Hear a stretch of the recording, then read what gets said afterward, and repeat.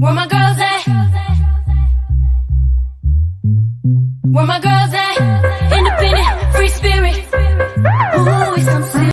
Are handling their business in a conference, and we are holding it down. I am State Representative Regina Goodwin. Yes, I am the sister of Sabrina Goodwin, and we are going to talk about some really good issues today, like we always do. So I know you all are used to high standards, great entertainment, and great information. So I am blessed to have with us special guest, Dr. Jennettie Marshall. And Dr. Jennettie Marshall is a school board member. And all across the nation, you are seeing this issue as it relates to how do we talk about race and concepts about race. And it just so happens that you're going to find that there's some agendas going on, and you're seeing people that are rushing out to our school board meetings and talking about indoctrination and how we should not talk about various topics as it relates to race. We know better. We know that conversation is good. We know being open and talking about we got issues. We need to understand that we've got issues as it relates to can we really talk about race and do it in the right way? So I want to just for a minute have you meet Dr. Jennettie Marshall. And Dr. Jennettie, thank you so much for being with us. And tell us a little bit about yourself. Hello, everyone. I am Dr. Jennettie Marshall, and I have issues. I am the school board member for Tulsa Public Schools, Independent School District Number 1, representing District 3. I'm also a pastor here in Tulsa, Oklahoma, as well as a licensed funeral director in the states of Oklahoma and Kansas.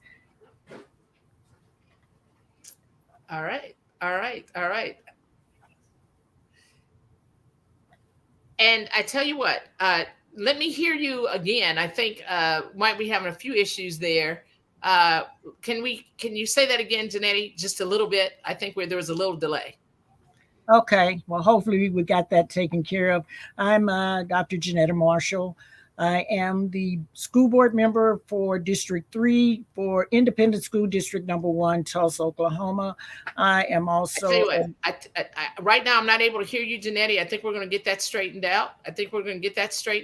So that we can hear you. And in the meantime, I can say, Jennettie, I think you need to call in to 313-778-7600.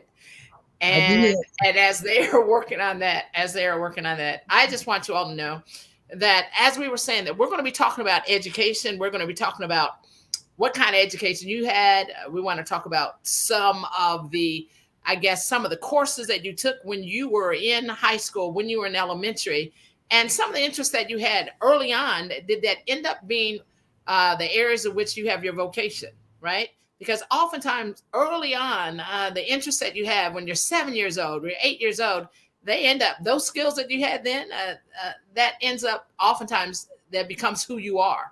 So I can tell you early on, I'd always been loving artwork. It was just a natural thing. I would just want to find a piece of paper and a pencil, start drawing a crayon or whatever. And really, even though I'm in politics and have held this position for 7 years, art, it really is my first love. And it was just natural for me to try to find a pencil, crayon, draw, color. So I want you to place in the chat, if you would, what were some of your subjects that you absolutely loved? And is it by any chance your career now? Is it the work that you do that you're involved in? And maybe there's a teacher or two that you absolutely still remember from the 3rd grade. Like I remember Miss Ramsey from the 5th grade, right? I remember Miss Clay, folks that have impacted me decades and decades and decades ago. So think about that. Place that in the chat if you'd like. And remember, we've got issues, and we're going to go into something a little more serious. But right now, we want to talk about the love that we have for education and how we impart that into our family members, because we understand that it's a simple thing as reading, a simple thing as understanding math that helps you get on later in life, right? So think about those areas. And as we got issues for real, technical issues right now as it relates to Dr. Marshall getting in with us. And Uh, and let's see if you're, Jennettie, can you hear us? I can hear now. Great, great, great. So I want you to introduce yourself to the audience, and I was just telling them you got the big DR in front of your name, doctor. So you've been doing a lot of schooling, and you even mentioned to me that you might be going back for your 17th degree. So we were just talking about education, why it matters, and so tell us a little bit about yourselves. And really, you do have 4 degrees, I believe. If I'm not playing. So tell us a little bit about yourself. Well, I actually have 6 degrees, not 17. But hello, everyone. This is Dr. Jennettie Marshall. I am school board member for Tulsa Public Schools, Independent School District Number 1, Tulsa, Oklahoma. I represent District 3, the largest of the 7 districts that make up that school district. I'm also a pastor here in Tulsa, Oklahoma, as well as a licensed funeral director serving the states of Kansas and Oklahoma. Education is fundamental for me, and I spend a lot of time in school. Lately, I've been anticipating going back to school, and I don't know what's wrong with me, except I know education is the driving force that makes the wheels turn. And that's a little bit about me. And you really are. You told me that you're considering another degree. What would your other degree be in? Tell them the degrees that you have, and the one that you're considering. Well, the degrees that I have a degree in political science, one in mortuary science. I have a bachelor's degree in criminal justice and corrections. I have to stop and think. I have master's degrees in religious studies and divinity, as well as business management and marketing. And of course, I have a doctorate in pastoral psychology. And I'm anticipating going to law school.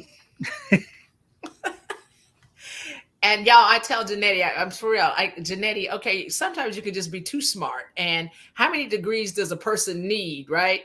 And it's very involved to go back to school. But I remember I was telling Jennettie that my grandfather was in his late 50s when he got his law degree. So it's never too late to go back to school. It's never too late to better yourself and to become well versed in certain areas.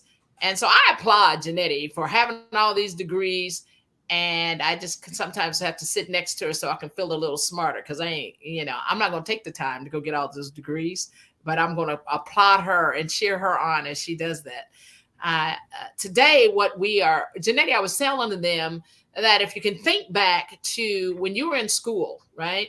Elementary school, what were some of your favorite courses? And did you find anything that you were really good in then, say as a 7-year-old, 8-year-old, that you found that you used later in life? I was naturally drawn to, I'd find a piece of paper and a pencil and I'd start drawing. And I still love art till this day. So was there anything early on in your school years that you enjoyed? I actually enjoyed everything in school, but then I had educators in my life that really pushed you to explore everything. My family, however, was in the funeral business.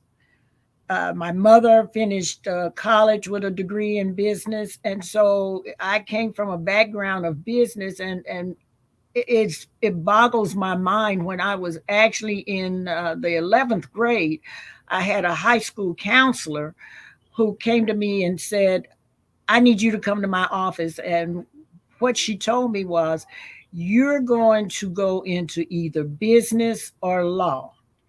And we have to make it possible that you can do that and you not have a bunch of student loans. So she called my mother up.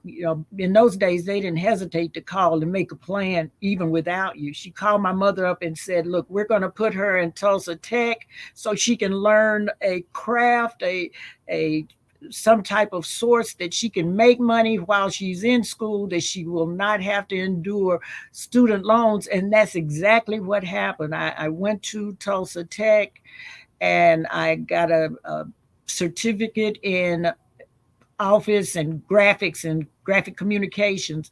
And so what I did, I ran a printing press, I did editing, typesetting, and things like that.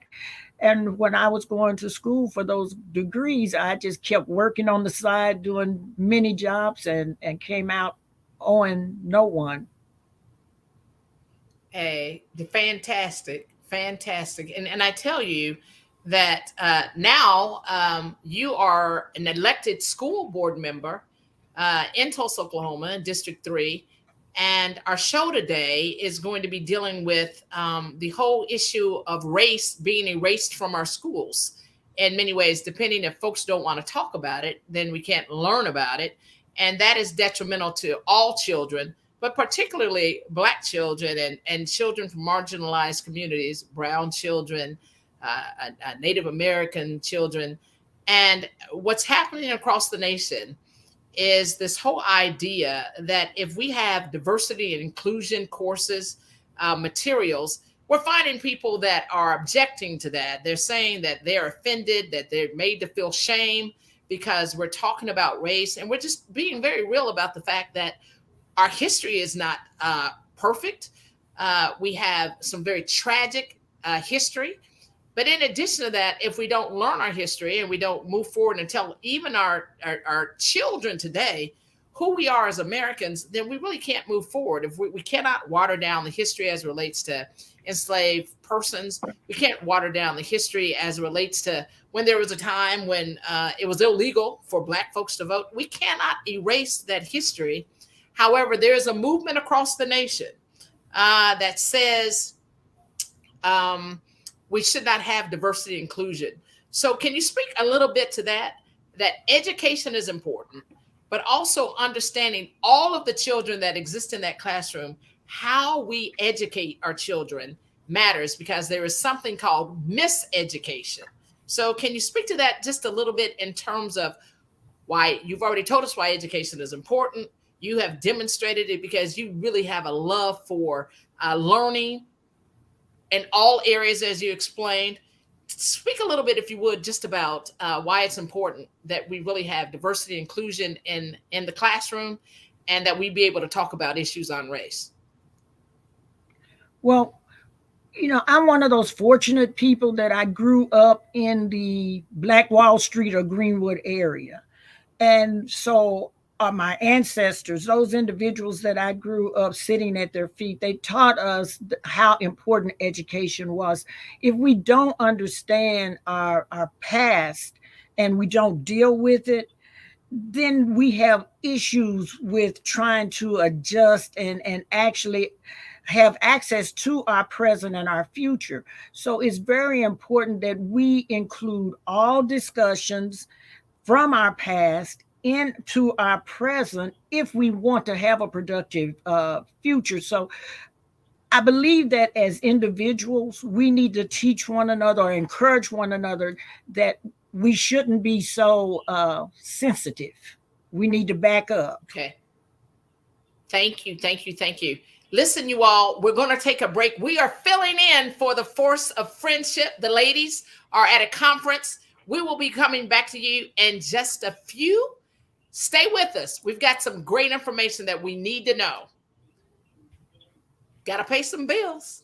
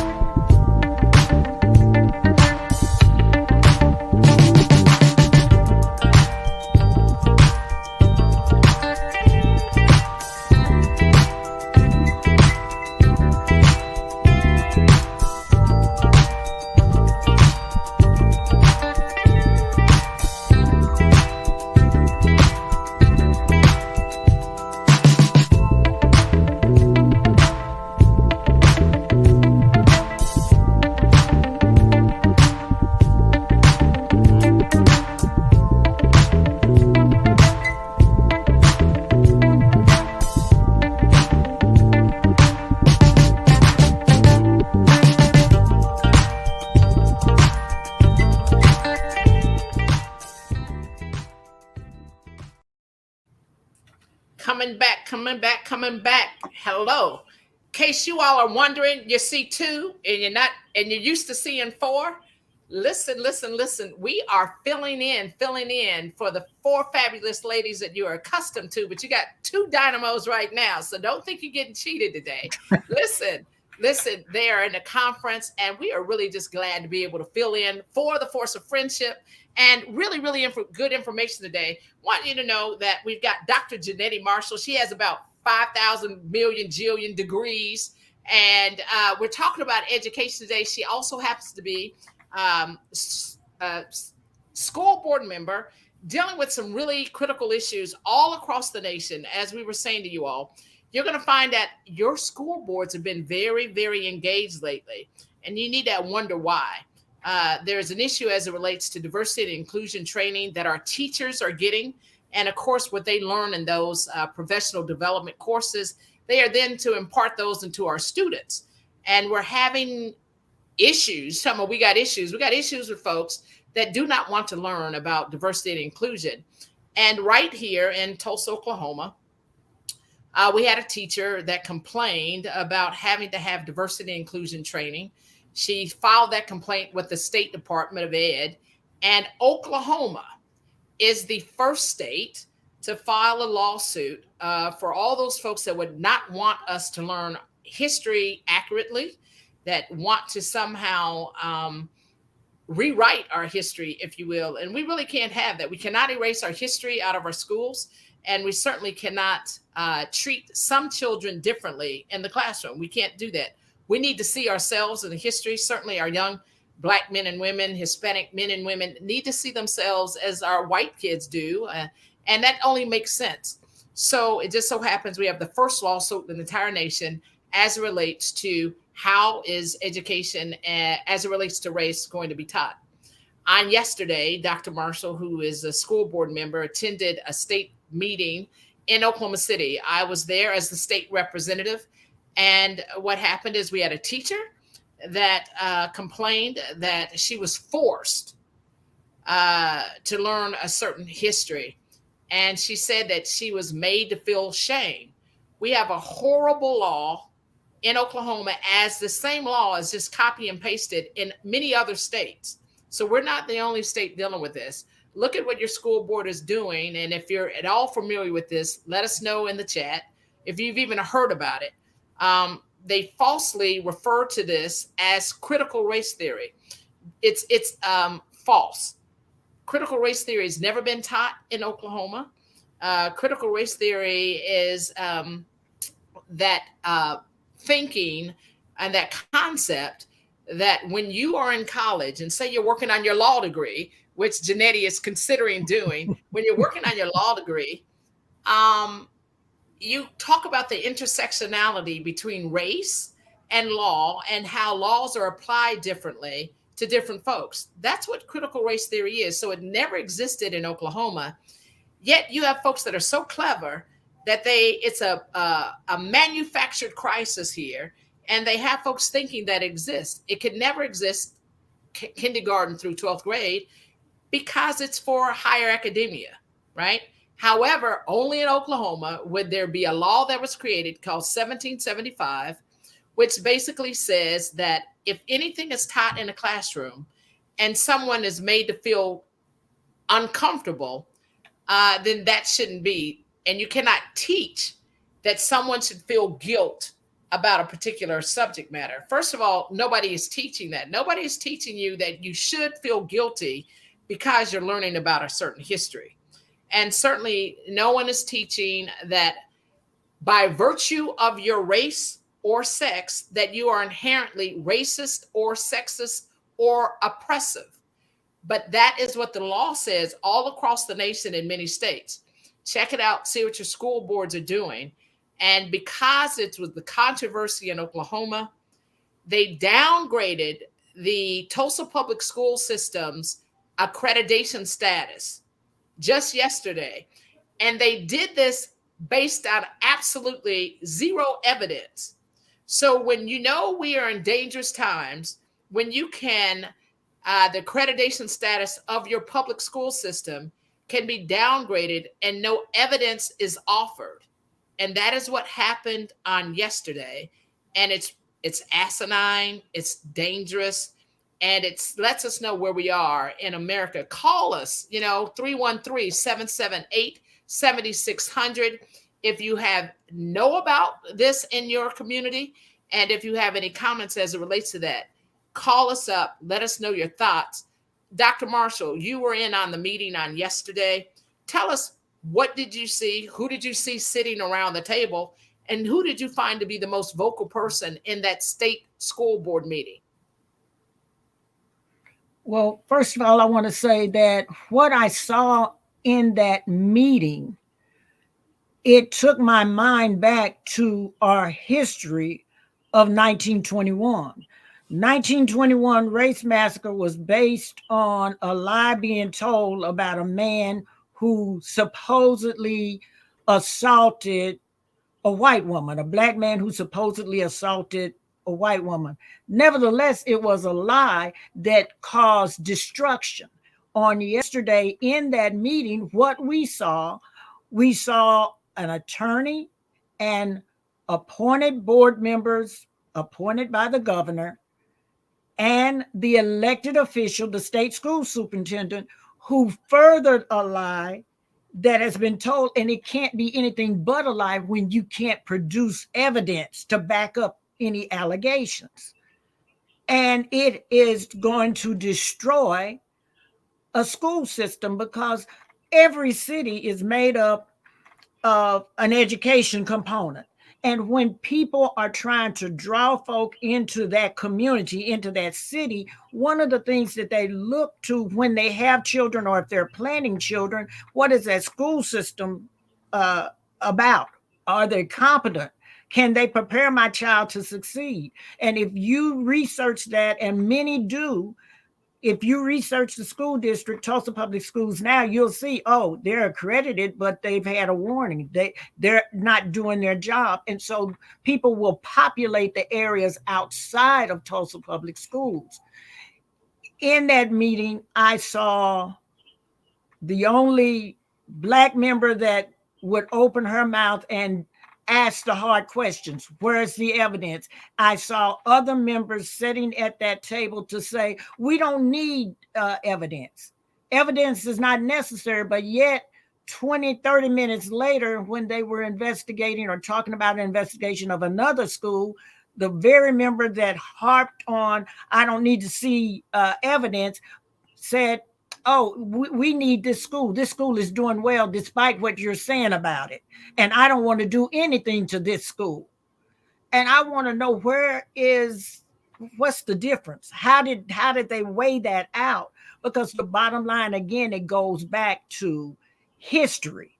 We don't want to face history because we're still walking in that same mindset, that same mentality.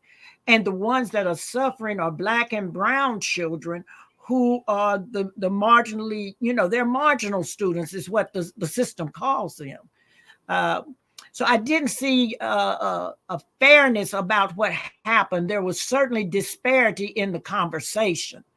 And that same disparity is what our children and our teachers suffer. And that's why education is suffering.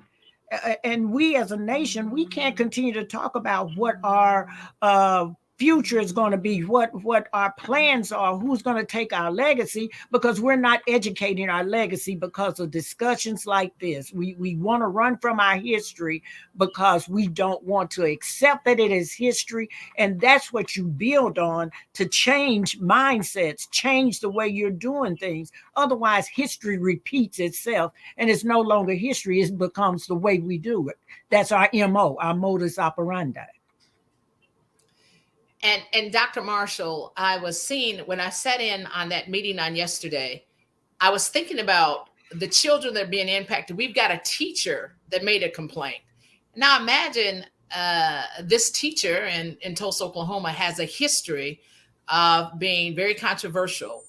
This was a teacher that ran for office. This is a teacher that said that she was going to stand up against indoctrination. This is a teacher that said that, quite frankly, she talked about liberals, and she's a teacher. And tell me, what do you say, being that you understand the importance of education, what happens when our teachers no longer want to be educated? Can you speak to that? A teacher that is supposed to be helping our children, what happens when they cease to learn or want to learn? Well, my grandmother always told me, when you get to the point that you can't learn anything or you don't want to learn anything, you need to make sure that your burial insurance is paid, because you're walking death. And that's the bottom line. Knowledge, we learn from birth to the grave. We should be learning. Yeah. And what does it say? Understanding that this is an agenda item, the Republican playbook, quite frankly, that's what's going on here. This is happening all across the nation. They talked about the number of communities that they have throughout the nation that are ready to go to their school boards, right? And they're ready to, as they say, take back their country. And they start at the local level. All politics are local. So look at what's going on in your school board. We got to be engaged. And I guarantee you, look, I don't care what state you're in, you're going to see that this is going on. You guys call us 313-778-7600. If you've ever been to a school, if you have kids, if you don't have any kids and you're paying taxes, you're paying for your school system. So let's get engaged, because they're coming right into your schoolyards and they are turning this country into something that it should not be. Listen, you all, I am pleased to have Dr. Jennettie Marshall with us. We're filling in for the force of friendship. We got to take a break. And we want to do the right thing. Okay. So stay with us. We're coming back. Got to pay some bills, y'all.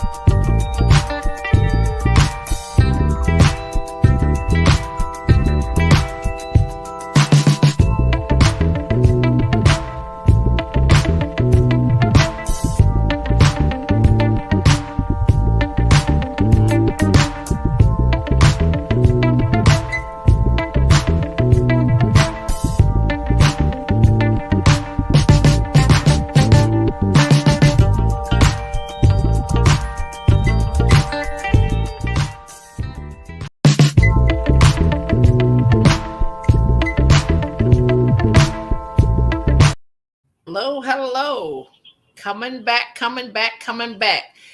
Filling in, filling in, filling in, filling in, filling in for the force of friendship. And just so you all know, no, we are not who you're accustomed to seeing. The four fabulous ones, they are at a conference, and I promise you they're impacting lives as they do here when they're with you. But right now, we ain't too bad. Now you got Dr. Jennettie Marshall. As we explained earlier, we are talking about education. We're talking about the importance of education. She is amazing. As I said earlier, she's got like a zillion degrees, and she is a phenomenal school board member who's speaking to a national issue right now as it relates to what's going on various school boards. And why do you think they're going down to the most local level that they can? Because they understand that's where elections are impacted, right where you live. So they were smart enough to go right to your school boards, and you can go out into your school board meetings, get involved. And then when a crisis is manufactured and everybody runs out and says, oh, they're indoctrinating our kids, they're talking about history and Black people, right? We can't have that happen. No, we understand that African-American history is American history, and that our experiences are experiences as American as anybody else's. And we have to talk about it. We have to talk about the good, the bad, and the ugly. And right now, we've got some school boards that are preventing teachers from being trained in a certain way. And that then impacts our students. And that's what we're talking about today. We think it's important. We think you need to know what's happening, because really this comes down to how elections are going to be impacted. And you need to understand there is a connection. And as we talk about how do we move America forward, the only way we do that is through our school system, through education, and being knowledgeable. And y'all know the saying, knowledge is fill in the blank. And most of you all are going to say knowledge is power.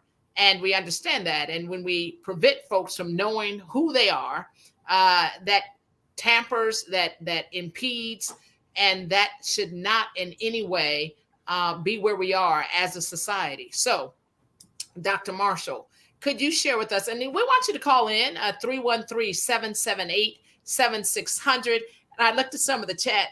You guys are funny. Somebody said the only degree they have is a temperature degree, Dr. Marshall. So that was a shout out to you. And I thought that was pretty good.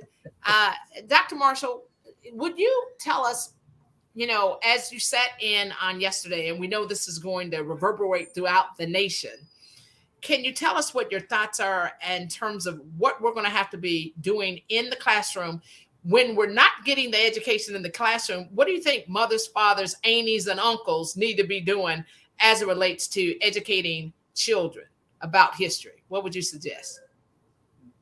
Well, first of all, mothers, fathers, community, churches, all of those staples in society, they have to really understand this national thrust.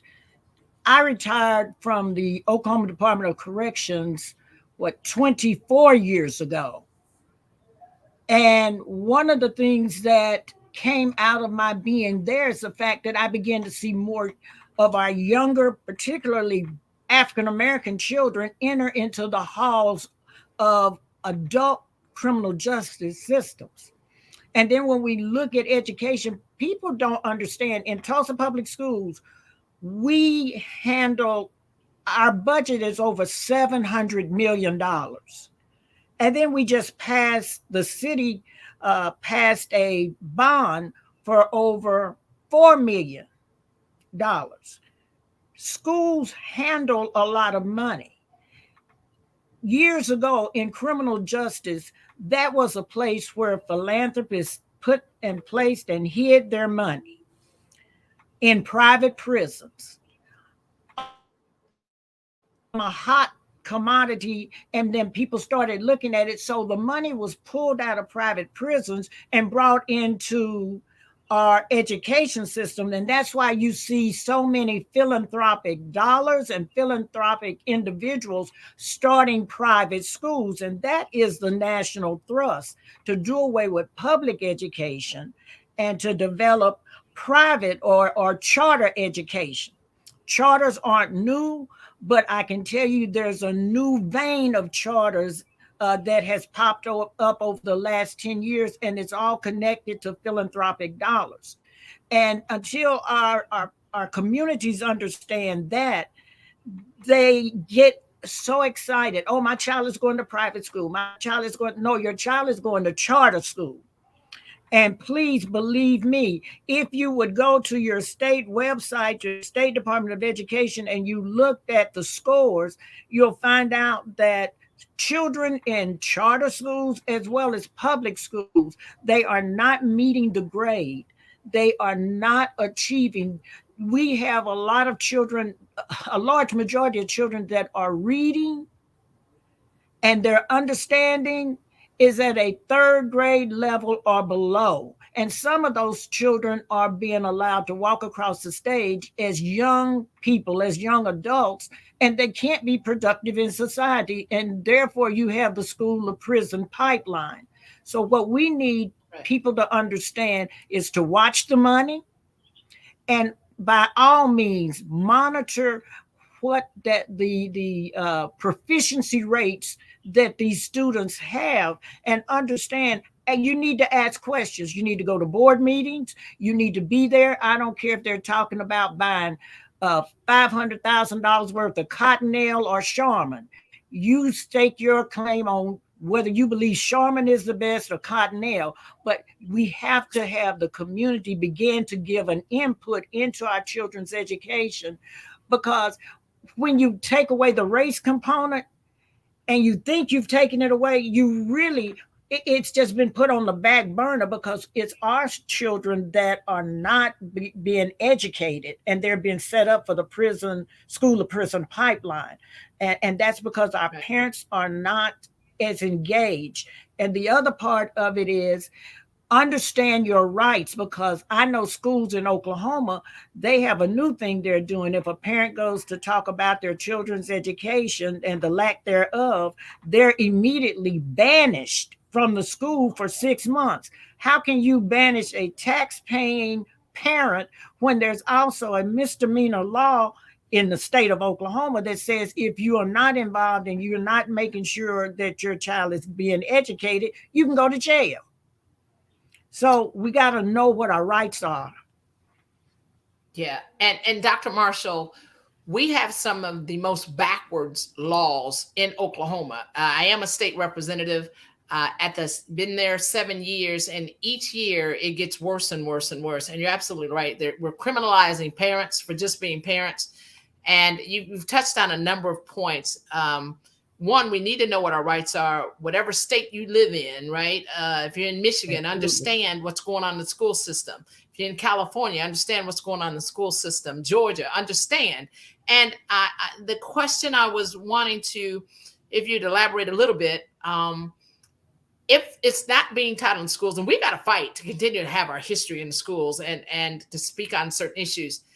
But you talked about some parents are not involved, but parents could be involved in terms of teaching their children about their own history, right? Because we can't rely on other folks to do what we can do for ourselves. Could you speak to that? Absolutely. You're absolutely right. Our parents they must teach history.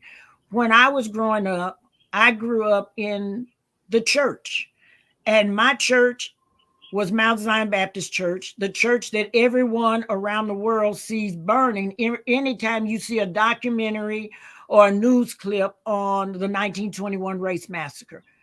My family, my church family, they started teaching us history there at home and in the church, in the community.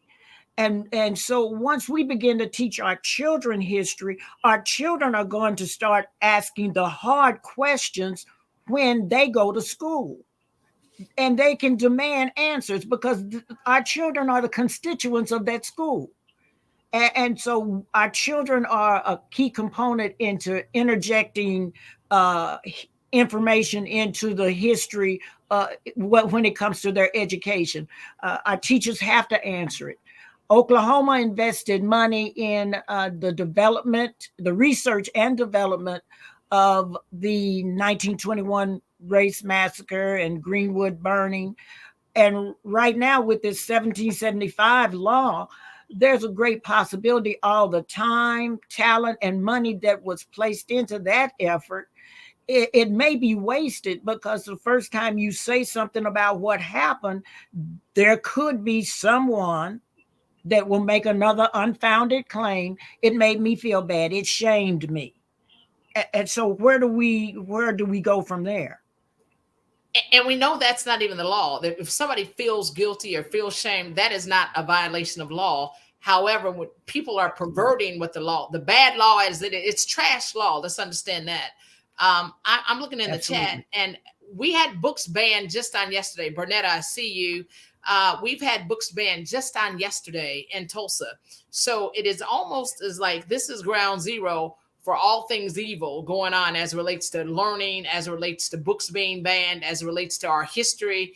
And if you want to talk about implicit bias, whatever it is that folks don't want to talk about, that is an issue. And I also know that it's important, as I said, that as Dorothy is sharing, that you want to get kids to be reading things that they're passionate about, right? You develop a love for reading when you can read about yourself, when you can read about your own interest. And all of that really, really matters. And I'm looking at some really, really great comments that are in the chat.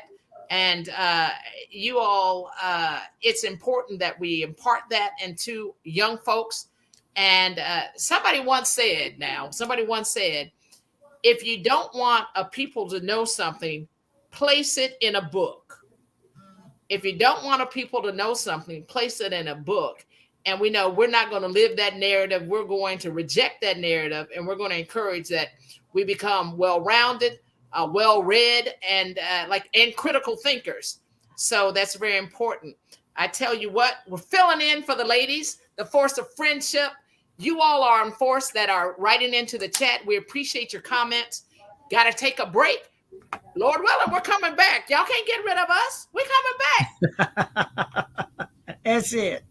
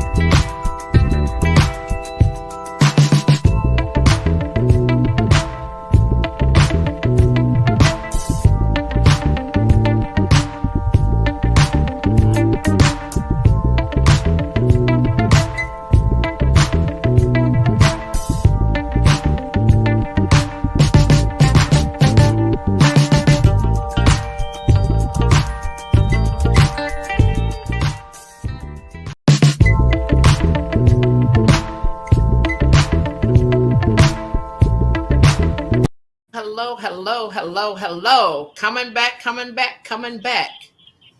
Yes, yes, yes. So glad to be here with you all. So glad to be here with you all.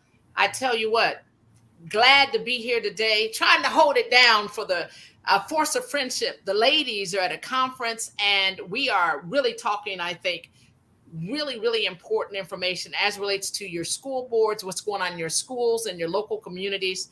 And blessed to have Dr. Jennettie Marshall with us, as a school board member, and also someone who sat in on what is historic in terms of a school board meeting that took place yesterday, when they decided that an entire school district was going to be degraded in terms of their accreditation status, because one white teacher complained that she felt shamed when she was forced to take professional development course. And there was no evidence offered. There was no evidence whatsoever. And yet an entire school district now is degraded. And that certainly is going to affect children, your nephews, your nieces, your sons, your daughters, your friends, your family, as it relates to education. That's why we're saying that we have to encourage our children to read. We have to fight that we keep our history and truth in the school districts. And Dr. Marshall, can you talk a bit about, we talked about the book ban that just happened in Tulsa, and it seems like it's ground zero for all things going wrong in the public school system. Can you talk about book bans and why, if you talk about the Second Amendment, when folks want to have all these guns, right? But what about the First Amendment in terms of freedom of speech and being able to say what you want to say and learn in the way that you need to learn? Can you speak a bit about the importance of books and freedom of speech in terms of books? They even want to ban Why the Caged Bird Sings, right? In Oklahoma. Absolutely. So, yeah. Want to talk about that?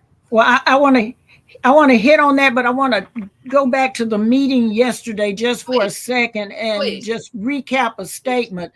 On last night, the state school superintendent gave an interview to one of the news stations. And what she said was Mustang School, they considered that school right after Tulsa Public Schools. Her statement was that Mustang School, a predominantly white school district, became a casualty because they followed in behind Tulsa Public Schools. In essence, what she was saying, the only reason that they disciplined Mustang School was because they could not get away with not doing it because of what they had done to Tulsa Public Schools. So when you talk about disparity, it's there in how we're treating schools. Now to the book ban, yes, I was appalled when I heard that they wanted to ban and had banned Why the Caged Bird Sings. That was one of the first books that I really was able to read and connect with. And when we talk about our students today in school, one of the things that has been acknowledged is that students in school today, they are children of trauma. And it's hard to come up out of trauma to even be able to learn. Well, I don't know why the Caged Bird Sing talks about trauma, because Dr. Maya Angelou was a child of trauma. She saw something, and then with the words that her mouth spoke, she took ownership of what she shouldn't have. And so it hurt her, but it saw how she progressed, how she went to live with her Uncle Willie and grandmother, and how she learned to release that trauma and became one of the most renowned speakers, educators in the nation. And our children need to see that, especially little Black girls and little Black boys. They need to understand that your situation does not define you. It comes to make you strong. And when you're banning books such as that, there's a big problem. There's a huge problem. So we really need to, it's about control. It's about politricks, not politics, politricks. Yeah. And we really have to step up to the plate and do something about that, because when we start taking books out because we don't like it, we have to understand that there are children that can relate to that. They need to see that, because they're searching for truth, they're searching for self, they're searching for a way out of their situation other than suicide, because suicide rates in the nation among our children, it's going up. And when you start taking away books that could possibly help them turn the corner, there's a big problem. Absolutely. And it's ironic that as learned as you are, I can tell you a book has to really grab me. And I Know Why the Caged Bird Sings was one of those books early on that somehow I started reading the first few pages, and I read that entire book. And it spoke to me in a way that when you saw a young girl that didn't speak for almost 7 years, right? She refused to speak because she thought that, and words do have power, but we cannot be closed mouthed as it relates to talking about race, as it relates to what's going into all of our school systems. We have to open our mouths. We have to do, as my sister says, own our power and make this world better. Fight to make it better. Don't have a closed mouth. Open your mouth. Know that words have power, and we cannot sit back and think that this world is going to be turned into something horrible. And we're just going to sit back and be quiet about it. So I think that book speaks volumes, literally. And the fact that it was banned on the banned list across the nation, there are books that are on the banned list. But understand, this is about trying to get somebody else in the White House. It's about wanting folks to think that somehow they are being disserviced because they are white and put upon because they are white. And the truth of the matter is, we all got issues. And we got to deal with our issues, work together, and speak. When we see racism, when we see prejudice, when we see what is wrong, we got to tell our white brothers and sisters, this is not right. Let's talk about it. Let's become better. But not talking about it, trying to make things illegal and parenting, criminalized parenting. Come on, y'all. We got to be stronger. Don't let nobody steal your joy. Don't let nobody think that you're going to be defeated. We've been through worse. We're going to get through this. When we don't get through it, if we don't at the local level deal with the issues that we need to deal with. And Dr. Marshall, your work in the community is phenomenal. You are that voice on the school board that will speak to the superintendent, that will speak to wrong. And we just applaud you for being such a stellar servant in the community. And we need more folks like you across the nation. We got issues, but we also have solutions. And that's what this show is about. I'm just so glad that you have been with us. If you would just sign off very quickly. I hear the music coming on. We're about to get out of here. Dr. Marshall, last words of saying goodbye. I just want everybody to look beyond the surface, dig deeper, search for the truth, because there's freedom in truth. Amen. We need truth tellers and truth listeners. You all, thank you so much. Join us again with We Got Issues. Your girls will be back. We hope we did you right. I've enjoyed the show. Thank you, Dr. Marshall. Love you guys. Be good to yourselves. Be good to others. Bye.